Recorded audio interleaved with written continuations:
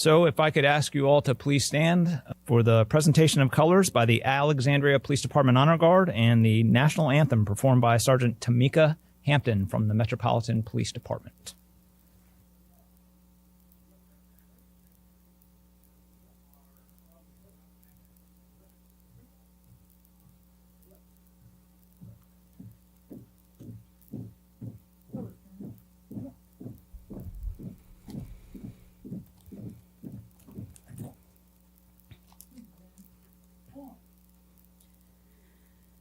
Oh, say, can you see by the dawn's early light what so proudly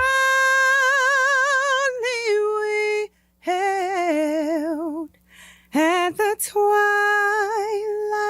last gleaming, whose broad stripes and bright stars through the perilous fight on the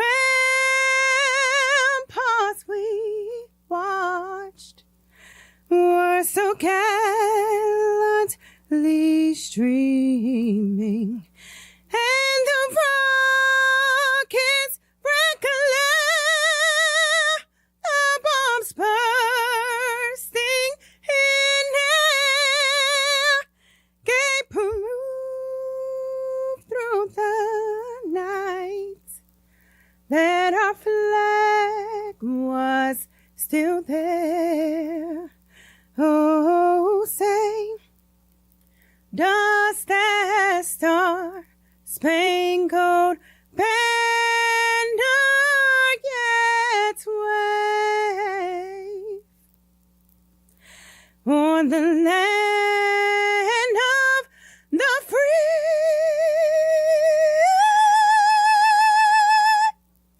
and the home of the brave?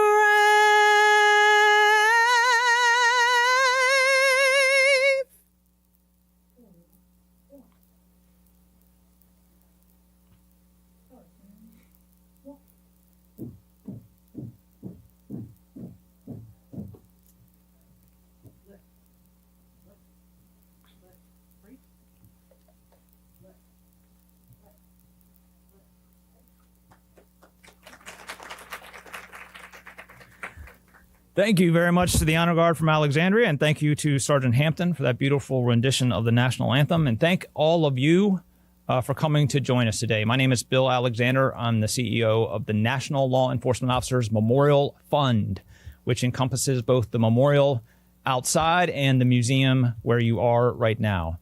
Of course, the memorial outside, right now we honor more than 24,000 men and women who have died in the line of duty, whose names are inscribed outside on what we view as very sacred walls.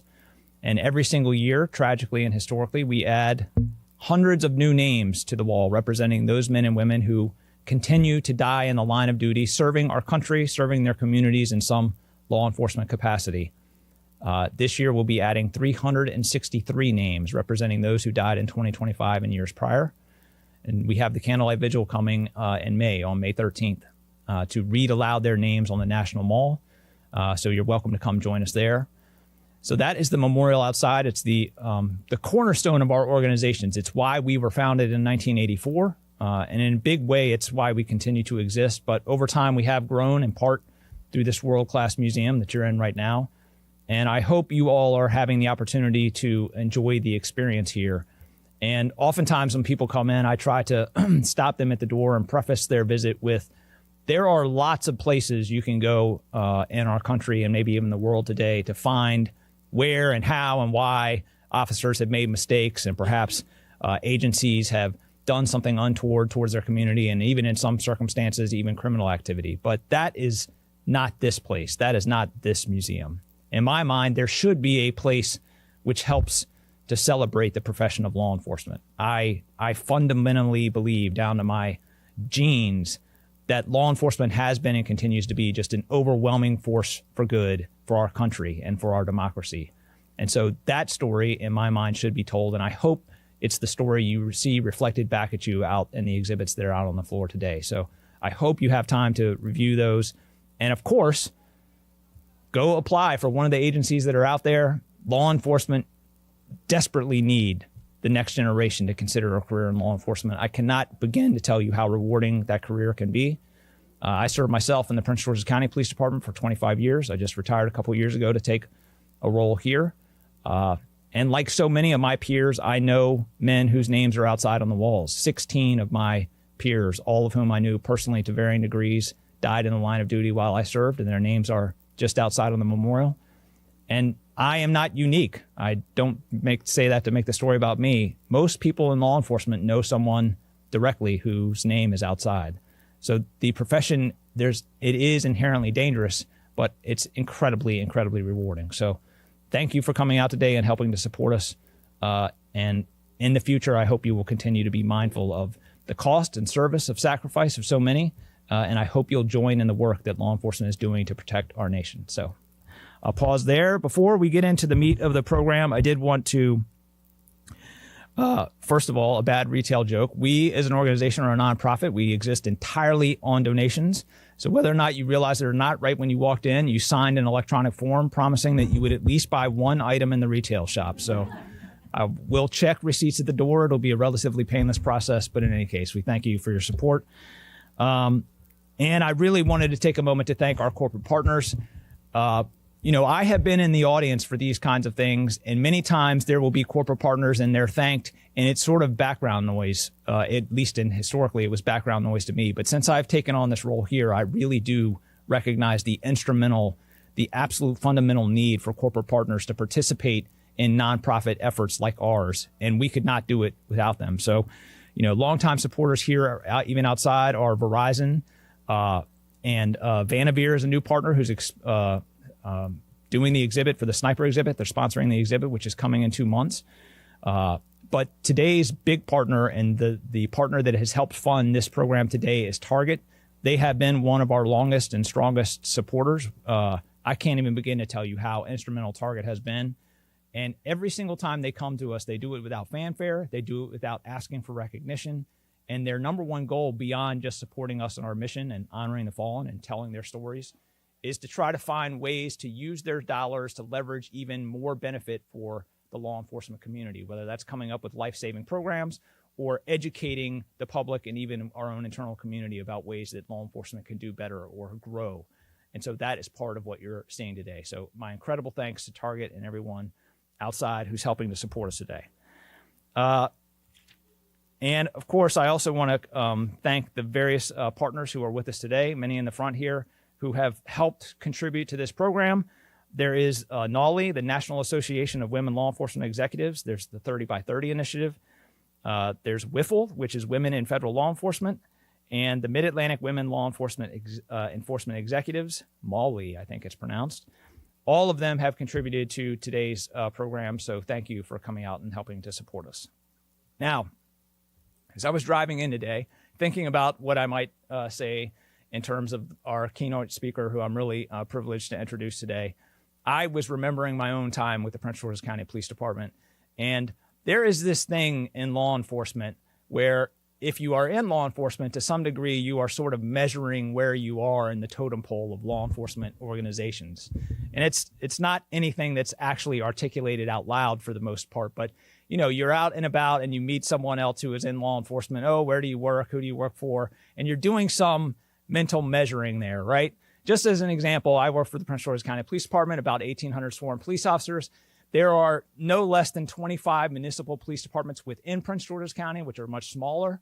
And there are other statewide agencies that participate. Just as an example, say the Maryland National Capital Park Police. Now, I'm not in any way diminishing or disparaging the fine men and women who work for Maryland National Capital Police, but we would run into those guys, and their primary job was not to respond to 911 calls. They would go from one park to the next park to make sure that there was no loiterers or people sleeping or doing whatever they were doing in the park. All fine police work, right? But in the minds of Prince George's County police officers, that was not really police work. And so we would do some gentle ribbing with those guys like, hey, when are you going to come to a real police department and get out of the park police? Just as an example, right?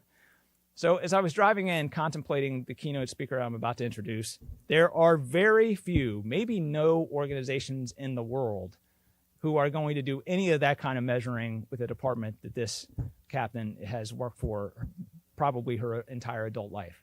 That would be the Los Angeles Police Department. In my mind, there are national police organizations, sort of a tent pole. Now, if there was someone from Chicago here, if there was someone from the NYPD here, maybe there would be a brawl about who is at the top, right? But the reality is the Los Angeles Police Department has been and continues to be definitely one of the 3 tentpole leading law enforcement organizations in the world, not just the country, definitely the world. And nobody is going to go to a captain at the Los Angeles Police Department and say, when are you going to come be the real police?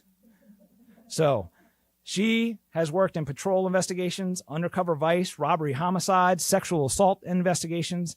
She was promoted to sergeant and lieutenant and continued to work in patrol as both sergeant and lieutenant supervisory roles, and that is incredibly rare in most police careers. Once you go to investigations, most people never return to the road. And it is a real badge of honor, at least in the police world, to say, I continued to work the street. She then continued to get promoted, worked the gang impact team, worked as the chief of staff for the chief of police, and she's currently assigned as a division commander overseeing patrol operations for a major bureau where she is in charge of more than 300 police officers, all committed to serving their community and keeping the community safe. Ladies and gentlemen, she's also the current president of the National Association of Women Law Enforcement Executives. It's my incredible privilege and honor to introduce you Captain Julie Rodriguez from the Los Angeles Police Department. Captain.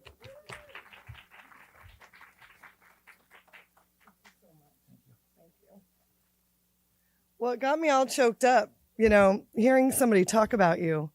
I would imagine you young folks, when your parents, beam about you and talk about you. It's kind of special, right? When someone acknowledges all that work that you've done. So I want to thank you, Bill Alexander, for that wonderful presentation and opening. Josh Bronson, there you are. Thank you for putting all of this together. Can you all hear me okay? Josh used to be our chief of staff and was a fantastic partner, and y'all are very lucky to have him. And then, of course, my executive director, Jessica Tolliver, is here in the front. So thank you so much for being here, too. So I was asked a couple things to talk about, kind of my career, where I come from, how I got here, and what the future looks like. So hopefully you'll enjoy some of my comments. Right now, we're standing in a space dedicated to preserving the history of our profession, and all around us are stories of courage, sacrifice, service, and sometimes loss. This museum honors the officers who built this profession and protected their communities and paved the way for all of us to wear a badge. During Women's History Month, it feels especially meaningful to gather here because for so long, women's stories were not always included in spaces like this. But today they are. Today we are not just visitors in this museum, we are contributors to its future. 30 years from now, someone may walk through these halls and read about the women in this room. The leaders who changed policy, who mentored others, who strengthened agencies, and who reshaped policing for the better. And that is very powerful. Because history isn't just about something we remember, it's about something we build together. And when I look around this room, I see courage, I see resilience, and I see men and women who have chosen a profession that demands everything. Heart, strength, and sacrifice, and we show up anyway. This is a great time for a career in policing and is worthy and an honorable profession. And as we gather to celebrate where we've been, and it's also time to shape where we're going. And we're surrounded by the history of our profession and the stories that come before us. So people often ask me, why law enforcement? And I say to them, it was not just a career choice, but a calling. I joined because I wanted to make a difference where it mattered most, and in the moments when people felt the most scared and vulnerable and unheard or unseen. I grew up in a farm in Northern California, showing horses and pigs in the county fair. And I learned responsibility before sunrise and teamwork before sunset. I was also a 3-sport athlete, and I played college volleyball. My whole life has been about, really, service and teamwork.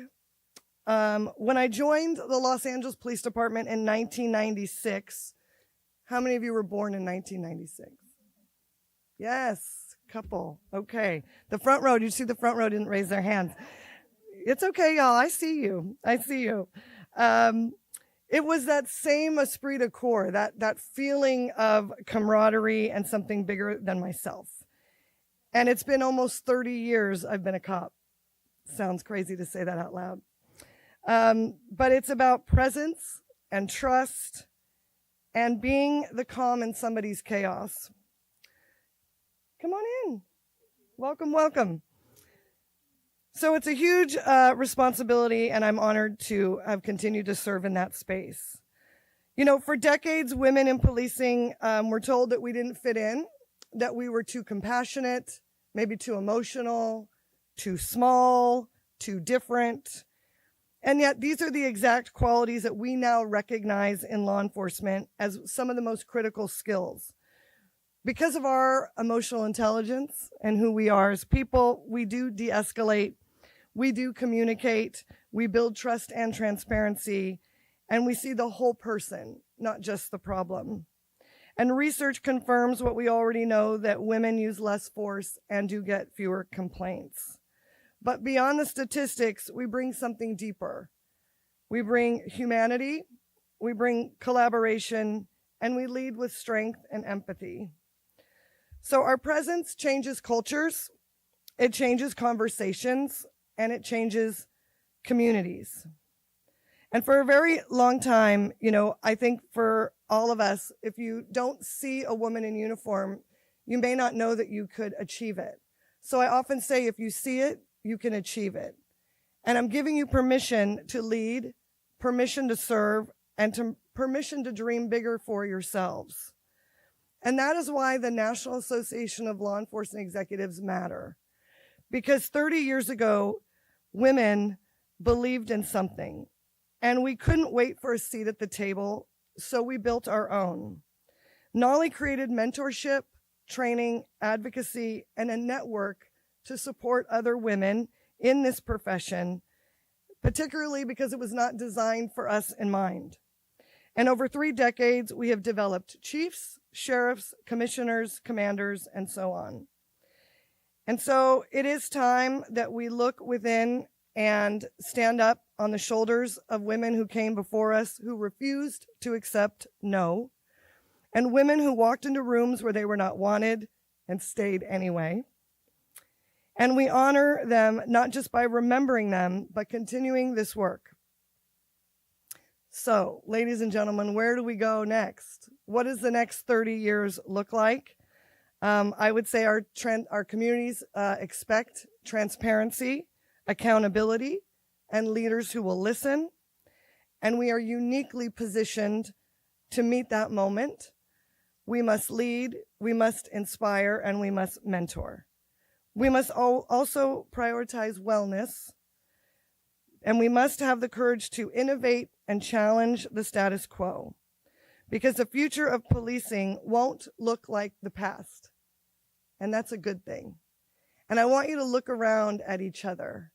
You are the future of policing, and I hope that you consider this worthy profession.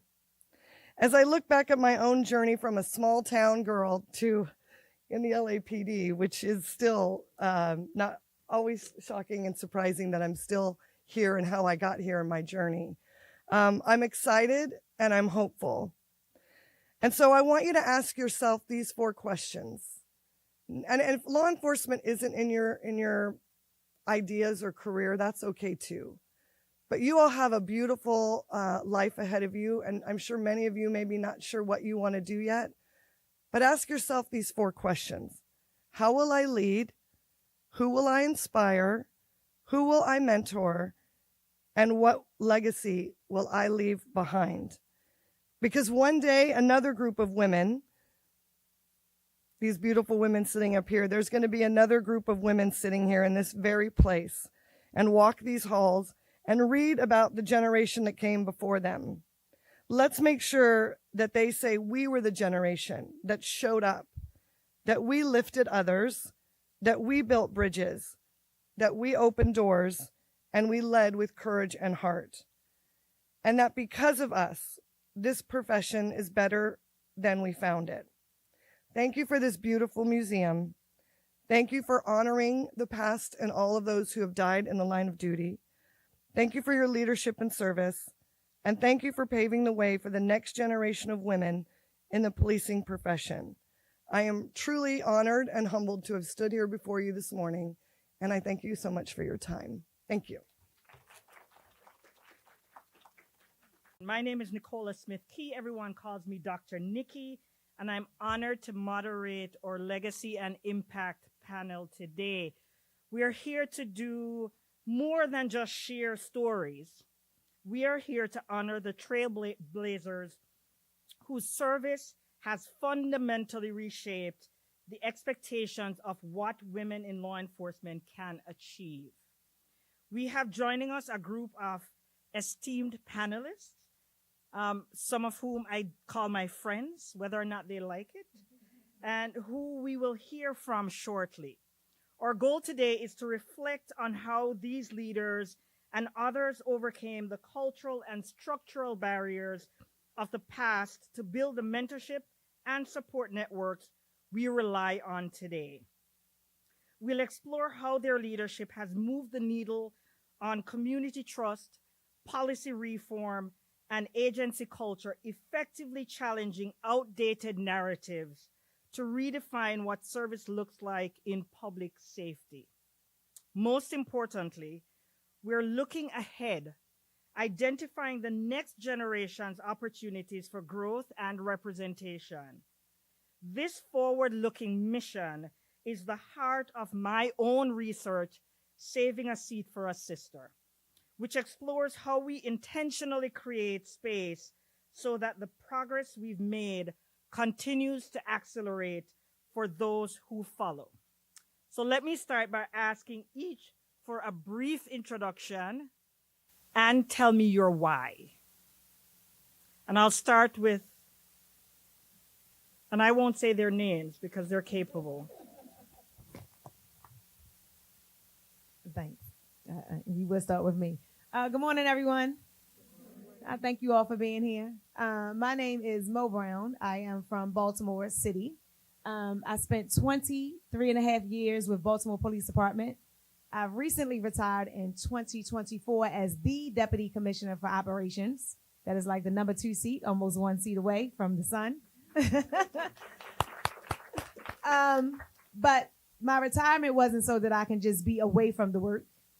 That wasn't it. I wound up going to Johns Hopkins Police Department so I can start our newly formed police department being the Deputy Chief of Operations. And so it was a tremendous opportunity that we get once in a lifetime to be able to say that we were able to help start a police department the way that it should be. And my why is because I feel as though, you know, being on the other side, growing up in East Baltimore, in the city, police didn't necessarily understand who we were, right? They didn't have the best communications. We didn't have the best relationship. My job was to become now that bridge builder, be an advocate, to be a voice from community's perspective, but also making sure that law enforcement was doing exactly what was needed for community. So that is my why, and I'm still working very hard, even in building out a police department, to do just that. Thank you, Chief. I'm also a Mo, but I want to be clear. I've actually never been sworn law enforcement, and it is such an honor to be on a panel with these folks today. I'm actually an attorney by trade, and I co-founded something called the 30 by 30 initiative alongside the former chief of the Newark Police Department. And our entire goal is to make sure that police departments are not turning away qualified women, and that when women get this job, they have their needs understood and met in the organizations. It's not going to surprise you, right, that these are a lot of male-dominated institutions. And it is a great honor to spend my career making sure that biases are identified and addressed, and that women have an equitable shot at being the police leaders that we need and deserve. And my why is super simple. It's the people on this panel. I spent most of my career as an attorney at the U.S. Department of Justice. And in that work, I had the great honor of meeting so many women in positions of power across the country. And every time I got to have a discussion with them, there was just this feeling of, we need more of you, right? So that's what we do through 30 by 30. And it is so heartening to see this room full of people who are interested in possibly joining in these people's footsteps. So thank you.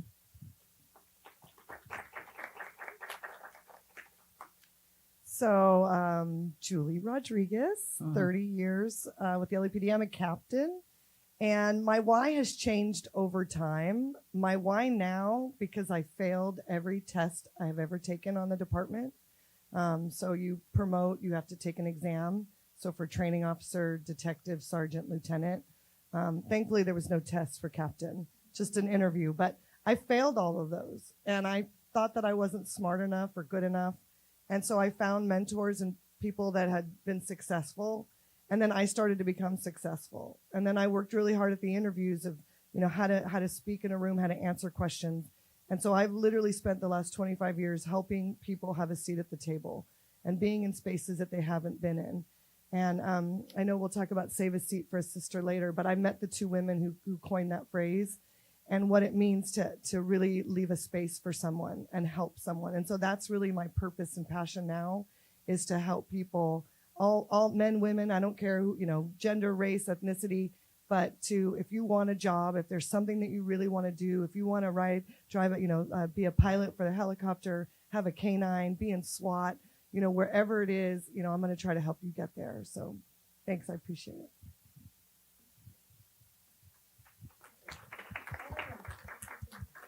My name is Catrina Bonus. Resonates with me with Alexandria High School because I was born and raised in Alexandria on the Fairfax County side. So I grew up knowing that I wanted to be in the law enforcement profession. My mom was one of the first women in the Metropolitan DC Police in early 1970s. So when I was a safety patrol officer in 5th and 6th grade in Alexandria off North Kings Highway, I always knew that I wanted to commit myself to public service. So I joined the Secret Service in 1996 when I was a young 22. I did a great 27-year career with the Secret Service Uniform Division. I was the first female deputy chief in the 100-year history of the Secret Service. So we talk about legacy and paving the way, but also, thank you, but not just paving the way, also to being able to create opportunities that all of you, as you consider joining the profession, that are easier for you. I am currently the president of Women in Federal Law Enforcement, so here to support all of the 26,000 women throughout the federal law enforcement agencies in partnership with all of the wonderful women in the agencies and the organizations that they represent here. My why is my commitment to public service, protecting the communities that we serve, representing the communities we serve. I didn't think about this when I first joined the profession, but now as I am retired and looking back, my why is motivated by my 14-year-old teenage daughter, so she can do and be anything, and all of these opportunities are just easier for her and you when you walk in through the door in the space. My name is Diane Goldstein. I'm a retired lieutenant from Redondo Beach Police Department in Southern California. I'm old, the gray hair. My career started in 1983. You guys weren't even thoughts in your parents' minds at that point, if your parents had even met. And I retired as the first female lieutenant in 2004 against my wishes. I was medically retired. I had some significant back issues, and I didn't ask to be retired. I went in because the good and the bad about being in law enforcement is you do get hurt. We love our job.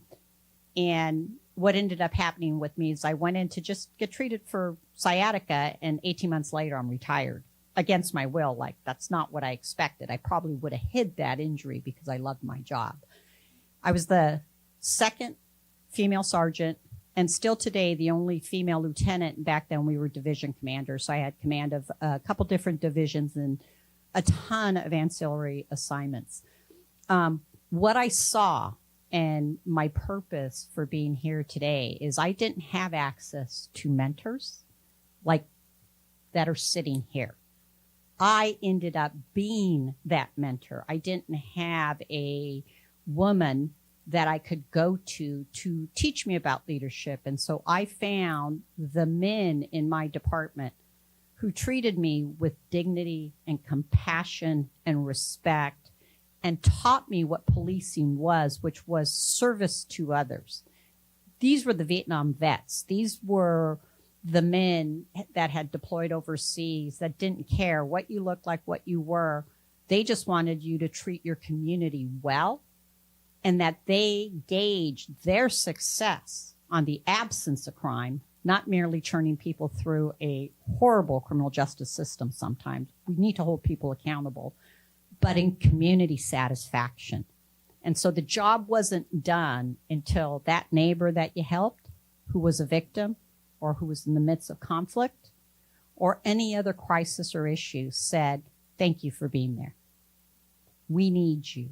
And so my why is to ensure that policing is the best profession that it can be.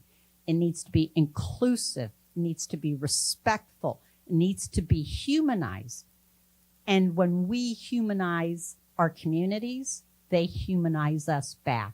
And they treat us with the honor that I think all of us here have regarding this profession. I was happenstance. I didn't want to be a cop. I got into law enforcement because I was a cocktail waitress and police officers were coming in and into the bar and the food area where I was at and convinced me to go on a ride along. That is literally how I ended up as a cop. So my why is all of you. We need you in service to others. And I think that's everyone here is saying the same thing, is we can't do it without you. Thank you all so very much. So a fun fact, which I think we should have mentioned in the beginning, there are over 18,000 law enforcement agencies in the United States, about 12% women across those 18,000, 12%, and only 3% in executive leadership position. Y'all are smart, so you can figure out how small that is. Yeah. So, Catrina, I'm coming to you. You've broken one of the most significant glass ceilings in federal service. But we know that titles don't always automatically grant respect. Sometimes you have to earn it by changing the culture. Drawing on everything you learned from your mother's journey at MPD and your own 27 years in the Secret Service, what was one old school, unwritten rule you had to dismantle to lead effectively? For me, this was personal. I saw my mom in her 20-plus year career with MPD, and I watched her have to conform to a culture, Mo mentioned earlier, that was predominantly male. So when I started the Secret Service, I committed to myself and made a conscious decision that I was not going to conform to a culture, wasn't going to be someone that they wanted me to be, and how I spoke, how I showed up, how I walked into a room and being oftentimes the only woman coming into a room, and that I could be my authentic self. I could provide perspective. I could show compassion. I could handle scenes differently. So for me, the one unwritten rule that I strived to dismantle was that it's gender neutral. We don't need to conform to a culture. If you see something wrong, say something. Bring it up because you're changing a profession for the better. So again, reflecting and just recognizing that as I showed up and making and committing myself to show up with dignity, respect, authenticity, everyone else around me was going to see that and that they were going to do the same. Great. Thank you. Diane, I'm coming to you. You stepped into the force in the early 80s. That's a lifetime ago for many of these here, literally, and eventually became your department's first female lieutenant. We know trailblazing is often a lonely road. Looking back at those years, who were the people in your corner, the mentors, or the sanity check network that kept you grounded and kept you from walking away when things got really tough? I mentioned early on was not even my field training officers, but kind of the real senior patrol officers who really taught me what community service was, taught me the difference between being a police officer and a peace officer. And then I think that the hard part was I had to go identify the people in the sergeant's position, in the lieutenant's, the command, the chief's position, that I had to very strategically figure out how to develop the relationship and come to them both with humility and saying, I need to learn. And when I got hired, we only had 5 female police officers. When I left the department almost 22 years later, we only had 5 female police officers. And still today, no female sergeant and no other female in a command position. So my organization, and it was an amazing city to work for. I did multi-jurisdictional task force work. I ran a career criminal surveillance team unit. I ran a gang unit. And I think that the difficulty was that I didn't understand, if I could do my career over, is I didn't understand the importance of seeking out female leadership because I didn't have it. And it wasn't out there even in the agencies that I did tons of work for. I think back in the 1980s, I can't even remember, even LAPD was starting to have female sergeants. Even the big agencies did not have women in command. And so I had to figure it out. And I think this is the importance that nobody should have to figure it out. We should have those pre-established mentoring relationships, but there's mentors out there. You just need to have the humility to seek them out and understand you can't fix the system on your own. And that how you deal with people individually, because I think this was my secret power and my strength was that you're going to have lots of conflicts. Policing isn't easy. It's not just the external issues. That's where I found most of my passion, my purpose. The hardest part was the internal conflicts, right? Is that sometimes there were other female officers in my agency that were worse in their treatment of me than the male officers. And so because there was a system of competition that was set up. And I think all of us, the workforce in general can be very brutal. And you have to develop those conflict resolution skills that basically says, I'm not going to allow you to treat me like this in a very nice and respectful fashion. And then call out the behavior if it continues. And that's really hard to do. So it's seek it out, find them, they're there. But you have to have the strength and the humility to figure it out. Thank you. So Deputy Chief, I'm coming to you. You've often said that to improve the system, you have to insert yourself into it. After your 24-year rise through the Baltimore Police Department to become Deputy Commissioner, you're now the first Deputy Chief at Johns Hopkins. From that vantage point, how does having women in high-ranking command positions provide the essential lens needed to shift an agency's culture from being strictly enforcers to becoming genuine bridge builders? So I love that question. Inserting yourself into the system always means to me is that if we want to change culture, women, Ruth Bader Ginsburg, I love her quote, is in all of my offices, even my home office. Women belong in any room where decisions are being made, right? We as women help to bring so much different value than most of our male partners. Not just the emotional intelligence, but we set the tone because sometimes they forget the part where we are supposed to have humility, where we should treat people with dignity. And what our real job is to protect the Constitution and make sure we're protective of our communities that we serve. It's not us against our communities, which so often that has been the strategy, mainly because women hasn't been at the table with voice and leading the charge. And so for me, being a female, I've had a male, of course, mentor, who actually at the time was my major and I was the captain. And he's like, you need to lead more like me. And I'm like, absolutely not. You are failing. If you really knew right? You're not doing a really good job, and you don't even have enough self-awareness to realize you're not doing a good job at it. And I say that because when our communities are looking for us to be their support, when they're calling us, they're looking for help. They're not looking for us to come in and have this authoritative figure all the time. Yes, there are cases and incidents that happens where that has to show up, right? That is, we have it. Everyone knows we have the authority. We have the right to arrest. We have arrest powers. We can take your freedom away, all those things. But is that the best case scenario in the way that we should really be approaching whatever is happening? Most of the time when folks call us, it is in the worst day of their life.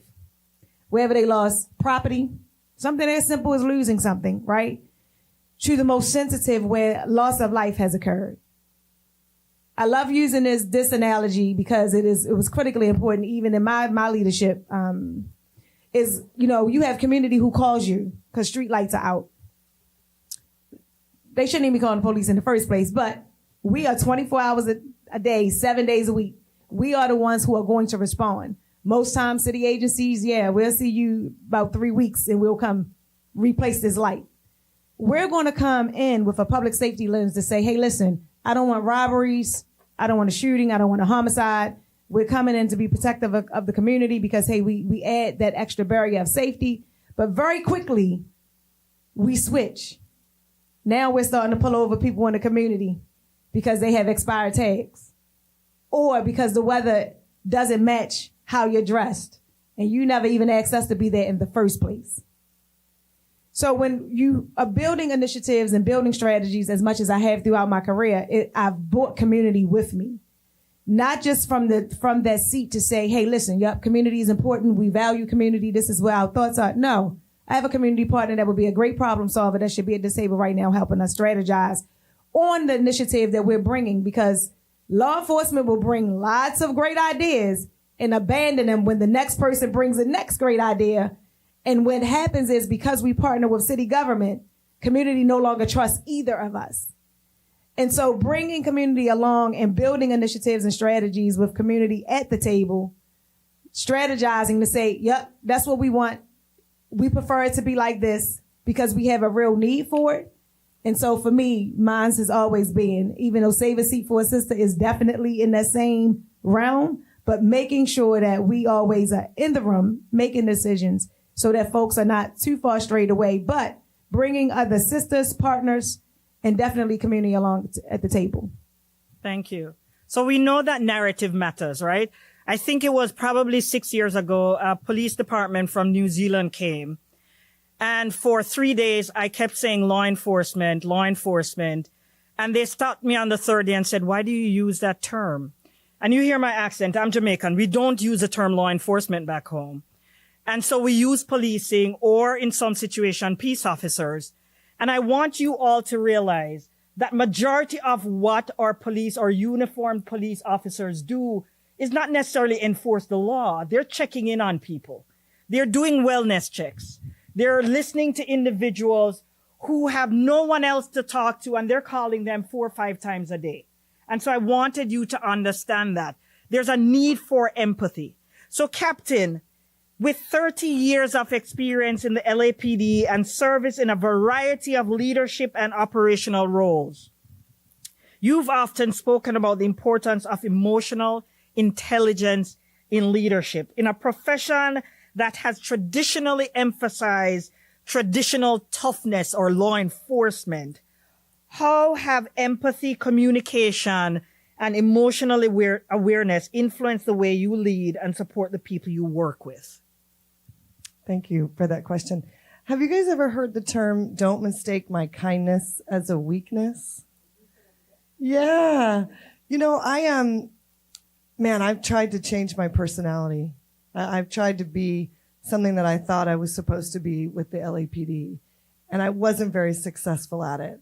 I'm a bright, shining light. I'm happy all the time.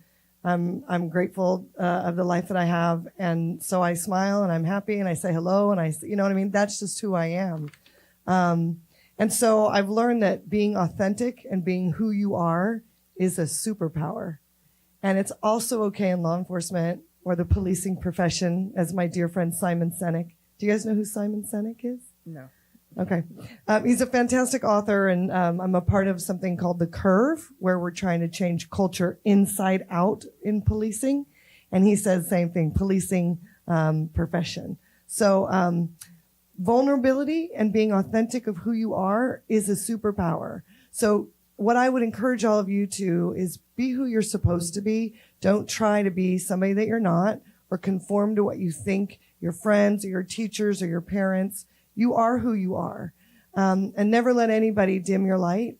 What I like about emotional intelligence and what I've learned for myself is I have introspection and retrospection that I never really paid attention to before. I look at things I've done in the past and I clearly acknowledge what I could do better in my future.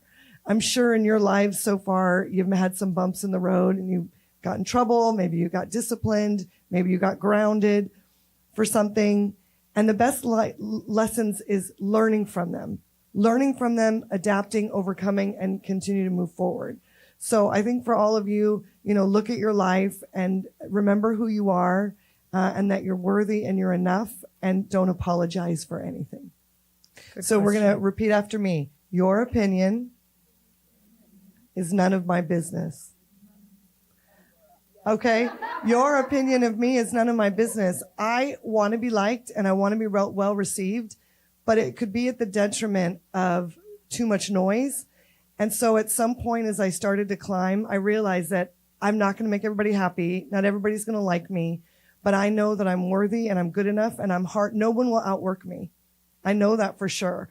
And because I'm tall, I'm 5'9", and I was an athlete, I've been shooting guns since I was 7 years old. I grew up on a farm. My dad and I went pheasant hunting. I mean, I just knew that there was nobody. If I couldn't do it, then I would fail on my own. No one else needed to put that on me. So I just always believed in myself. And I think the other thing is I never knew what was coming, so I had no expectation. So it was almost like she's a legacy. She had a mom on the job. Most everybody in the LAPD are legacies. What I mean by that, their mother was a cop, their father, their brother, their sister, their grandmother. I had nobody in law enforcement. So, you don't know what you don't know. But I've had really great mentors. Almost all of them were men, and they believed in me and they were cheerleaders. And the ones that were the haters, and you have haters, right? And sometimes women were the worst on each other. So I tell people, don't come to me if you have a problem with Susie, go have a conversation with Susie. So I just, those folks that didn't support me or have my back, I just moved on. And I really believed that I could do it, that I wasn't competing with anybody else but myself. And, I was going to do as best I could. And like I told y'all, I failed every test I ever took. And I remember coming home to my husband and just sobbing, just crying because I thought, wow, I have a college degree. I'm smart, but the tests are different. And so I have support.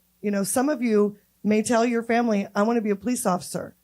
I know girls who've told their teacher, I want to be a police officer. And they've said, you're 5 feet. You're never going to be a police officer. You should find another dream. And that's hard, right? That's hard when the people that you love are supposed to support you. But guess what? Not everybody's going to be in your corner, and that's okay. How many lives do you get? Whose chapter is it? And every day you turn a page, and every year on your birthday, Mark Twain says the 2 most important days of your life, the day you were born and the day you figure out why. So what is your legacy? Who are you? What's your chapter? Oh, I'm preaching today, y'all. Let's go. Let's go. And you don't have to figure out your why now. I will share. Women never share their age. I'm 50. I'm still trying to figure out what I need to do when I grow up, right? So Mo, we know about the 30 by 30 and you mentioned it. And it's built on the theory of critical mass. So you're learning today as well. For those who see it as just a recruiting goal, why is that 30% threshold the magic number for moving beyond just including women and actually redefining the narrative of what it means to be a successful officer in modern policing? Love that question. So I'm going to give you guys 2 pieces of nerdy sociology stuff in case there's any wannabe or current nerds in the room. You are my people. So one thing I want to address really quickly before I directly answer Dr. Nikki's question is, because it's come up a few times and I'm sure some of you are thinking about it in your mind. Sometimes women are really horrible to other women, right? It happens in the workplace. I remember it happening in school when I was in your shoes, right? And I think it can be really easy to get discouraged and to say, oh, well, like, they're never going to support me, or like maybe like a lot of women are flawed people or whatever. I have some good news for y'all. So it's actually just a reflection of a system of oppression. Congratulations. So there's something called the crabs in a bucket theory, which is a sociological construct. And it basically says anytime you have a bunch of crabs in a bucket, if one crab tries to get to the top, all the other crabs are going to pull it back down. Not because crabs are jerks. It's because they're in a bucket. So like focus on getting them out of the dang bucket. Like that's what we're doing at 30 by 30. Like let's stop having these systems that don't equitably support everyone. That's the problem. The problem is not the women. Though it is important to be aware that the sociological thing happens so that you can not fall into that trap and make sure that you show up for your sisters, right? So I just wanted to start there. The other thing that Dr. Nikki said was about this theory of representative bureaucracy. And here's why we're not doing some kind of quota thing. We're not saying like every agency's got to have 30% women recruits. What we're saying is if you eliminate bias and if you meet the needs of your qualified women, you'll naturally see an increase. And we hope that that increases to 30%. And the reason why 30% is so important is because when you have 30% of an underrepresented group in a culture, that's when you get to change the culture. So anything under 30%, you have what the captain described earlier. I'm just trying to change to fit in, right? But at 30%, you get to show up and you actually get to influence that culture for the better and be part of defining what that organization is. So that's what we're trying to achieve. Wonderful. Thank you so much. Diane, I'm coming to you. As a veteran negotiator and a leading voice for reform, you spent years challenging the warrior narrative in policing. How do we redefine strength in public safety so that the soft skills, as they're so called, like the empathy and the de-escalation women so often excel at, are finally valued as elite tactical tools rather than just secondary traits? Were you at my meeting before here? Because this came up. So a couple of things. Right now, I'm the executive director of a nonprofit called Law Enforcement Action Partnership. And we exist in many aspects because the founders, who were all men, stood up and said, America, the war on drug is a failure. And we have to stop over-policing because it is ruining the relationship that we have between our constituents and the people that we serve. And so we moved as an organization. I started with them in 2010, and I quickly saw how important the soft skill set was, and that very much came to the understanding is that there are times in academy trainings and in trainings that we inherently emphasize the wrong skill set. And so empathy, emotional intelligence, compassion, respect, dignity, all help in de-escalating issues. And you can both be tactically safe, and it is not mutually exclusive to treating someone and de-escalating a problem. We were having this conversation. I team taught with the FBI, HR team, did a bunch of work with Mike Hillman, LAPD, and SWAT guys. I did critical incident management, and I would teach with the SWAT dogs, right?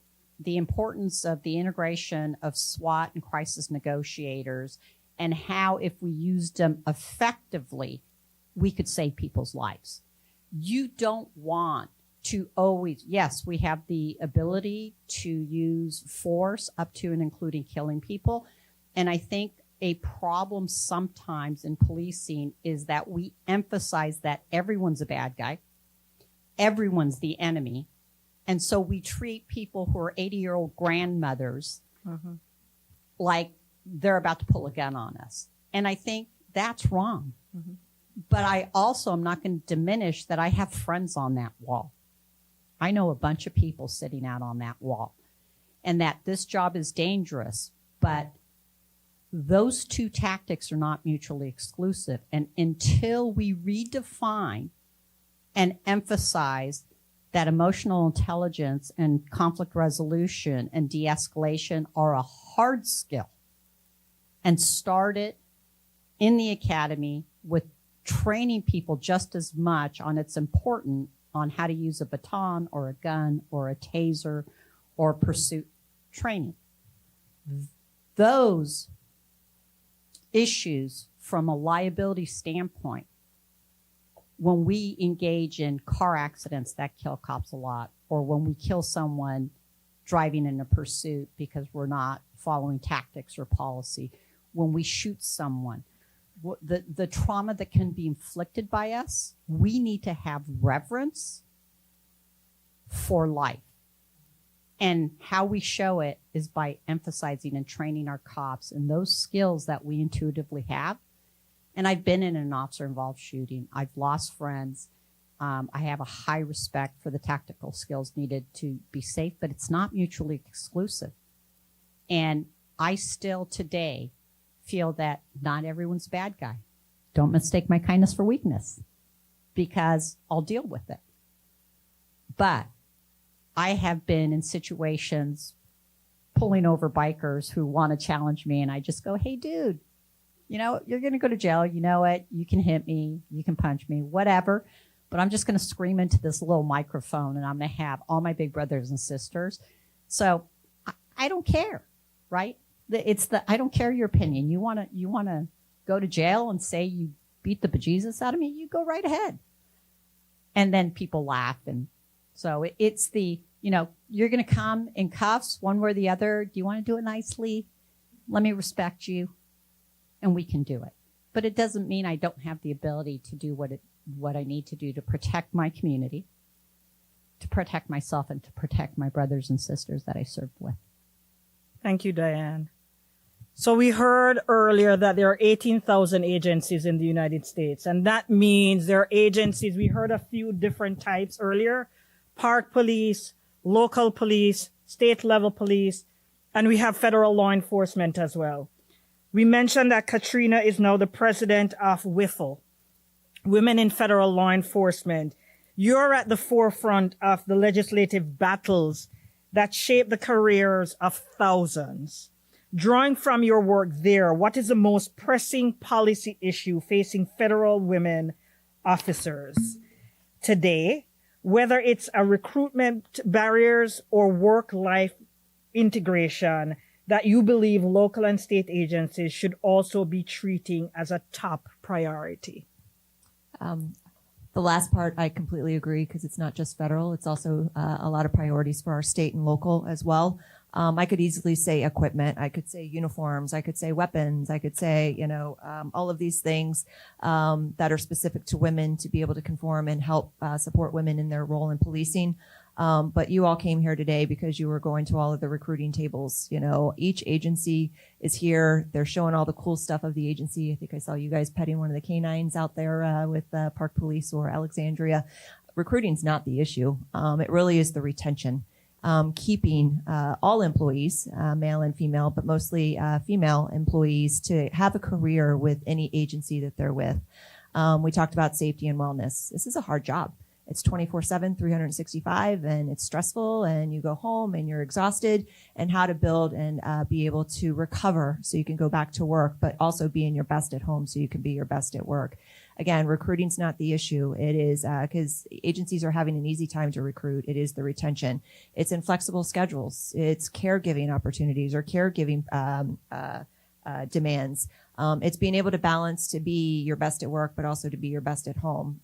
I started my job at 22. I never thought I was going to get married. I didn't think about being a mom at some point, but at some point in my career, that flipped.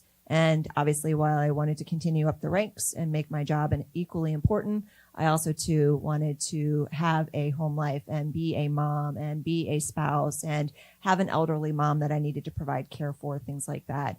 So these policy issues and how we together through LEAP, through NAWLEE, through MOLLE, through 30 by 30, WIFLE, how we all work to support each other from federal, state, and local is changing those policies, working with agency leadership, changing legislation to allow for those retention initiatives to be at the forefront because those aren't soft issues. Those are mission critical. Those are operational readiness issues. And we should all be allowed to have our best professional life and work hard for your first 10 years and realize, you know what, I have some other priorities coming into my life, and still be able to work hard in all of those priorities and be able to last the last 15 years of your career to have a successful 25-year career.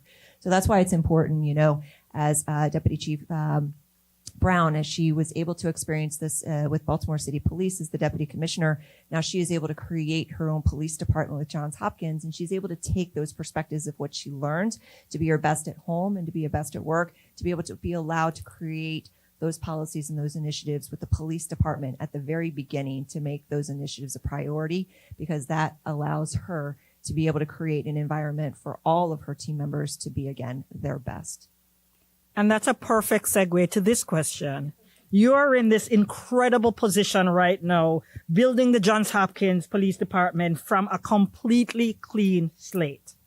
As you design this new agency for the future, what is one legacy practice from traditional policing that you are intentionally leaving behind to ensure the next generation of women can truly thrive in this profession? So that's a really good question, because coming from Baltimore Police Department is a larger agency. When by the time you are in command and you meet who your new officers are, it's either at graduation or, unfortunately, because we've had some critical incident on the scene and now you're present. Of course, when it comes to your district, you get to learn them, but there's also in passing and things like that. We're really intentional about who we are hiring. I get to sit with Dr. Bard, who is our chief of police, but also our vice president for public safety, in our final 101 interviews.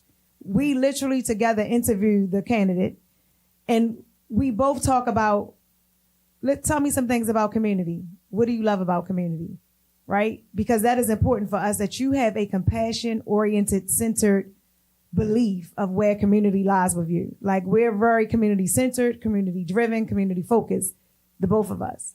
Now, the goal is, how do we make sure that we are recruiting and retaining as many women as we can as we're bringing women on board? And so we're authorized to have 100 officers. When I started in 24, it was only 4 of us, and that was all command staff. Now we've grown to 34. I'm excited to say that. Thank you. We now have 2 female lieutenants. We don't have a female sergeant yet. I'm working on it. But we have about 6 or 7 that's already female. And we've partnered very early on, from my understanding, even before I got there. Dr. Bard had already partnered with 30 by 30. What I love about 30 by 30, and I think that we don't talk about it enough, and even when I was at Baltimore, it was one of the things that I took on myself. It had been, I don't want to say kicked around, we committed to it, but then we had other leadership that was like, oh yeah, it's just a thing, we're just doing the thing. And I hate to say there was other female leaders, right? And I'm just like, okay, this is critically important. You are missing the mark. Like, you should be leading the charge. I wound up taking it and made the connection and was very, again, intentional about how we're hiring, right? We had an ethics and a diversity director that was there. I called her to my office and say, listen, we're not doing a good job with these things. We started reviewing policy. Anytime that we had job postings, and job postings is no different, and if you're going to interview, you're just doing it internally, especially for our specialized units. And it really became critical for me when I was our colonel over homicide. The way that it was written, it was like, okay, why would I want to come and do this work if you're telling me as a woman or as a caregiver, because it is not even just women, because our men take more and full advantage of the benefits of being new parents, more so than some of our women, because we don't want the stigma. But what I looked at to see was, oh, you don't want some of us here. The way that this is written means that I'm going to be at work all the time. Like, I'm never going to have a break. I'm never going to be able to be home with my young children or even have family time. Started to review and say, I got something. No, this language has to go. Now, I'm not the linguistics person. I'm not the policy writer. But I got with our ethics and diversity director and said, this language is wrong.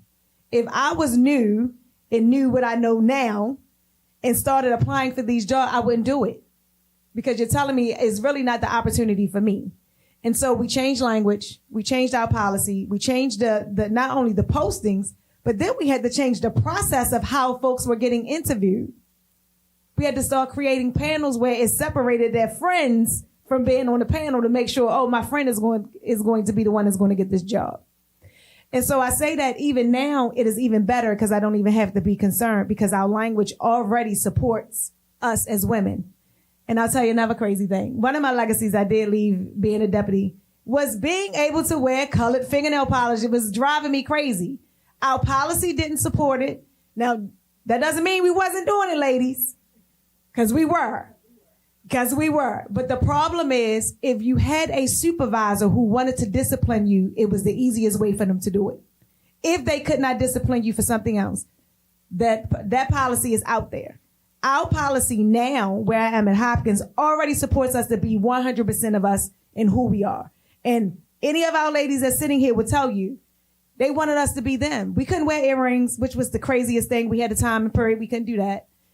Our hair, we had to have a law that says, hey, support us. Because if we want to go natural, we can. Now, when I started, that's not how my hair was. My hair was very, very long, flowing, natural, all those things. But it was like, no, you had to bun this up. You had to put this up. We get it. Safety. Yes. We understand. But you're telling us these things that are relational in some spaces and let us just be identifiably us. You wanted us to take it away. I show up as Mo all the time. Probably sometimes my folks may have looked at me and be like, is she really out deputy? Because this lady is crazy. But I'm always going to show up as me because we should. And then meeting other leaders through a lot of our organizations. We have one who has written a book that says, I'm always going to wear my ruby woo, right? Lipstick. Who you walking around with lipstick on? Girl, what did you doing? Who you trying to be cute for? That was how they talk to you. Lashes, like you never going to see me out here without my lashes. Ever. Like if you ever see me out here with my lashes, please check on me because something ain't right. So I say all of those things like they try to remove it. So when we're talking about how do we make sure that we encourage you young ladies that's in this audience to say, hey, come join us. You heard Captain Rodriguez say, be authentic. I am authentically me everywhere that you go, every space that we go into. I'm a new captain in my new little district and I'm walking around and I'm like, oh, we have this huge disconnect with community. And, they're just like, yeah, we don't refer with them. Oh, okay. I got something for you. Safe Streets, which is a great violence intervention group that we have in Baltimore. We're sponsoring this event in that area. And I was like, oh, come on, we should just go to the event. I pull up, get out my car. I'm just sassy and my little stuff. Like, hey, y'all, what's going on? They looked at me like, why are you here? We didn't invite you. We don't fool with the police. You might as well get back in your little car and go on because I said, yeah, okay, that ain't how this works. We in the shared space and we going to figure out how we going to get along. And they like, yeah, we really don't want you here. Not going nowhere. So I had an incident, unfortunately. I had a 7-year-old shot. I was upset. Nobody was giving me information. I go back into the same area because it's their area. And I'm like, y'all not telling me nothing, nobody helping me. And they're like, that's your job. Y'all do the investigation. That ain't our job to come tell you anything. So I called one of our great roots of the community. I look at her as like a grandma. I call her because everybody she knows and said, I need you to get me into a room to have this conversation because it's not going to be pretty. I'll meet them wherever they want me to meet them. I'm going to come dressed down. Nobody's going to know that it's me. Whatever they want to do, but we need to get in this room. We had a few choice words. Wasn't pleasant. We probably almost came to blows a couple of times. But I can tell you from then on, whenever they had an event, it was like, well, I ain't say you had an event. What happened? They on my phone. Are you coming? Where you at?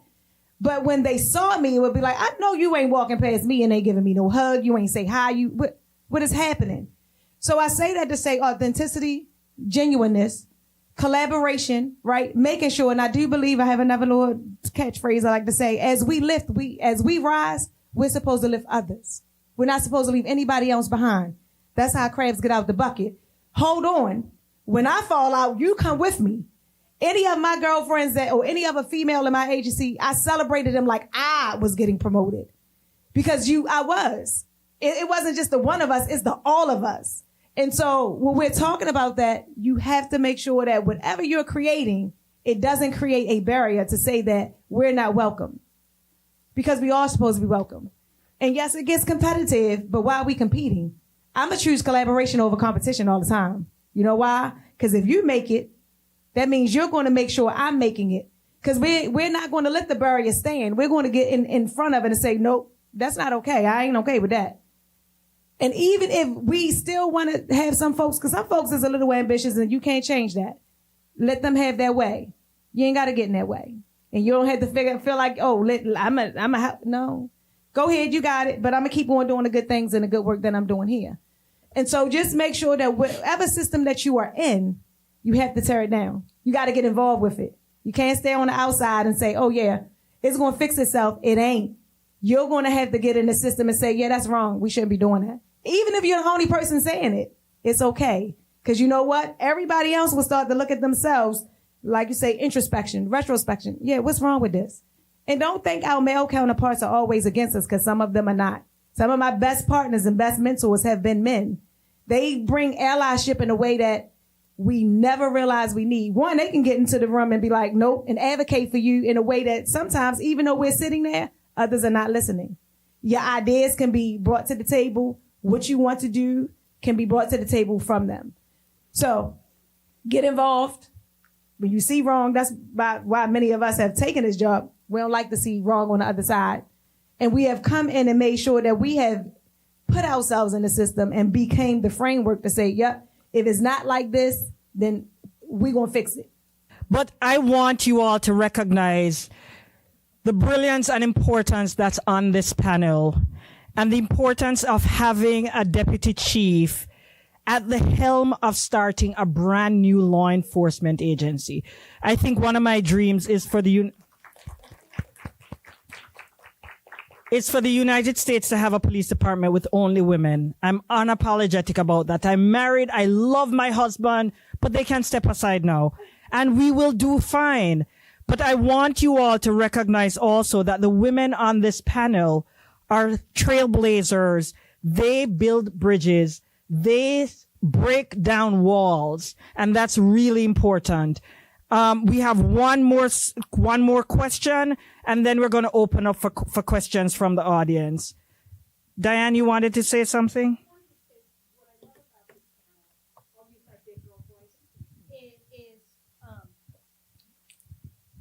Is that there's no egos here. And so the reason why I love working with women like this is no one takes credit for, oh, it was my idea. I'm the person who started this. There's something so impactful when you get people into a room that sheds that ego and said, let's talk about the people we serve, whether they're in the department or outside the department. And it doesn't matter whose idea it is. It's how can I support your idea, which is great today, or your idea, which is great tomorrow. And I think critically, we all need to learn to shed our egos. And that's what I love about policing, is the people that we've been really successful with have shed those egos and said, how do we fix a system and how do we make it perfect or better or as close to what our visions are? So I really want to thank you guys for an amazing, it fuels my purpose. And I think that's what's really important here. We want to fuel your purpose. And we'll end with the last formal question to Julie. I wanted to just add to what Diane says as well. From my own research, it takes time. To be able to shed the ego, it takes time. Did any of us know what we wanted to do in our 20s? Possibly not. In our 30s, maybe not. We're at the point now in our lives where we do not give a hoot. I'm with children, so I'm using a proper word. We don't give a hoot about what people say. I should have said, similar to Mo, I'm not a sworn police officer. I worked in the Philadelphia Law Enforcement Agency for 3 years doing reform work, but a lot of my work has been working alongside Mo and working in other spaces in policing. And the importance of having support, the importance of not being scared, the importance of saving a seat for a sister, the importance of taking a table with you if there's none in the room is what we've all learned along the way. Julie, in your position, you're looking at things at the national level, similar to McGough. You're looking at the national landscape every single day. My own research, again, on Saving a Seat for Our Sisters, focuses on how we intentionally create space for the women coming up behind us. For the young people in the audience today, what do you see as the most critical opportunity for growth they should be seizing right now to truly redefine what it means to lead in this field? Thank you. So I think, my last comment, which was a great question, was really going to be my response to this answer, that, you just need to not worry about what other people think. And I know I have a 19-year-old daughter, so I watched her go through as a young woman in high school, and high school is a brutal time. There's a lot of jealousy, a lot of peer pressure. And so as you guys move through your life, number one, the three men that are sitting here, remember that when people are talking negatively about women, that you're allies and you're advocates. You're in spaces that we're not. We could talk about relationships and how you can have a relationship, and that's awesome. We have one or two, and we're given a different name for it. So that continues in law enforcement. In 30 years, I've never dated a police officer because I knew that if I did and it didn't work out, that people would say maybe could have said something about me or that I got a job because of it. So I was very intentional to not date. Shame on me. What if I did date somebody in law enforcement? In fact, most of the women I know now are married to cops because they understand the job. They understand we carry a gun, our long hours. I was a lieutenant for 12 years by choice because I wanted to take my kids to school every day. So I postponed promotion for a long time. And before I was the president of NAWLEE, I was on the Los Angeles Women's Police Officers Affinity Organization. And what I learned to understand is that for women, we have a lot of sacrifice. And we also have to set a lot of boundaries in a career, in a career in law enforcement. One of the things is maternity uniforms. So I created the maternity closet so that every woman who was pregnant would have a maternity uniform for free, so that we could actually show women in a uniform so young girls could go, oh, I never knew I could be a cop and be pregnant. Absolutely, you could. I got our chief early on in the Los Angeles Police Department to sign 30 by 30. Still to this day, if you watch movies and TV shows, the LAPD uniform is known all over the world. We have no patches on our arm. I don't know if you ever recognize that, but it's because we were one of the first law enforcement agencies, not only in the country, but in the state of California. So every agency that came on after us to distinguish themselves or differentiate themselves put a patch. So we don't have one. We are not allowed to wear any kind of nail polish that is not of a neutral color, and we still do not wear earrings. And I'm good with it. And I'm good with it because we've been around since 1869, and that uniform to us represents something. So we also cannot have any visible tattoos. So for the communities in which we serve, we want to, for us, we want to still represent this professional environment. Now, that doesn't mean you can't have long nails and you can't have a French manicure, but you can't have black nail polish or pink nail polish. And you can't have earrings. Now, remember, my daughter, she has 3 on each side. So the question becomes, if you wear earrings, can you only have one? Can the men wear earrings? There's a whole conversation about it.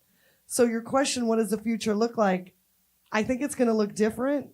I think these conversations need to continue to be had, but recognize in different parts of the country and creating a new agency, and also looking at a culture that's had an agency around for 170 years, there's still going to be some trials and tribulations. And so look at the agencies or look at the jobs that you want, and does it fit who I am as a person? Because that's also important. Where you're going, is it going to be open to me? Am I going to have opportunities and success? So I don't expect any of you to know what you want to do yet. But look at the options when it comes to schooling, where you want to go to school. What does that culture look like at the school you want to go to? I think those are all something that you all should consider. Julie, we'll start with you 1 minute each or less because they have to leave soon. Don't start your life in debt. If you can go to junior college, I would go to junior college. It's the same education, and that'll give you 2 years to kind of figure it out. But what I tell people is find the person doing the job and ask them for 10 minutes of your time and ask them this question: what one advice would you give yourself? So there are a lot of different opportunities: probation, parole, corrections, Secret Service, FBI, local law enforcement. Go spend some time with those people and see what they do and ask them what they do and what a normal day looks like. So I would say definitely do that. Everybody has 10 minutes and they'll be delighted to talk to you, just like any of us would. I would offer, if you're going to pursue the profession, one, it's not all about the sworn positions. It's not about 7 months in a police academy where you're going to carry a weapon and you're going to be patrol. There are administrative, professional, technical, forensics, prosecutor. There are plenty of other professions within law enforcement agencies. So it's not just about being sworn, and honestly, sworn positions are probably the smallest percentage. It is about the administrative, professional, technical. But as you're finishing high school, as you're pursuing your college career, know that at some point you're going to be questioned about your decision at any point in your life.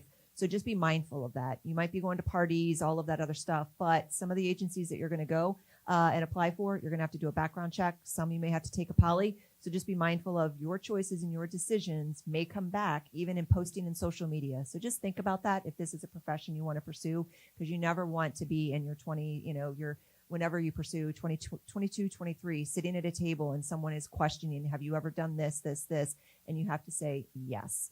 Obviously, the profession's changed and we accept different, behavior and it's transformed, but just keep that in mind because it could be a disqualifier and you might not actually have this possibility that you actually worked hard for. Similar to ROTC programs in colleges, especially in high schools, is a lot of law enforcement agencies have cadet programs. So 1983 I started is we had a very active cadet program. We would go out to our high schools and recruit kids in who were potentially interested in law enforcement. So you may not be too old for a cadet program now, but there's also intern possibilities as you go into college. Go knock on the door of your local law enforcement agency and say, hey, I'd love to talk to someone in recruiting. And they will open the door for you and say, hey, this is what policing is about. Go on ride-alongs if you can once you turn 18. Really think about exposing yourself to the world because you may not want to be a cop. And to the point about sworn and non-sworn, there's a lot of really good non-sworn positions that are really, really valuable.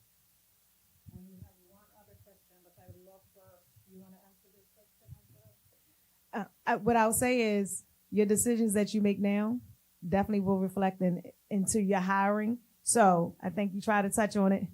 The partying, marijuana, and it's not so much as the law enforcement agency, because let me tell you something, faced with recruitment issues, it is being talked about a lot. It is a certification process that will not allow you to have used as if you are like a user every day. Even, and not just marijuana, I'm talking about gummies, I'm talking about the mushrooms, I'm talking about all those things. So just definitely be cognizant of those. Cadet programs is definitely the right way to go, especially if you're looking at it now. You get paid. They do require you to go to, most of them, majority, 2 years administrative college, junior college. And then if you're looking for a profession, Hopkins, we're hiring.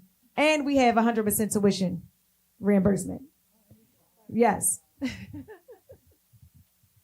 So I'm going to take it up a macro level, like regardless of what career you guys go into.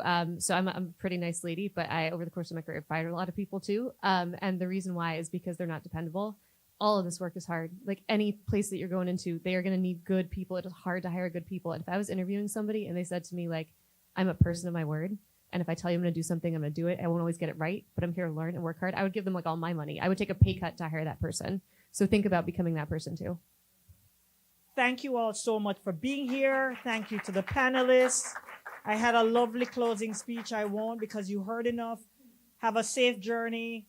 Be well. Be good.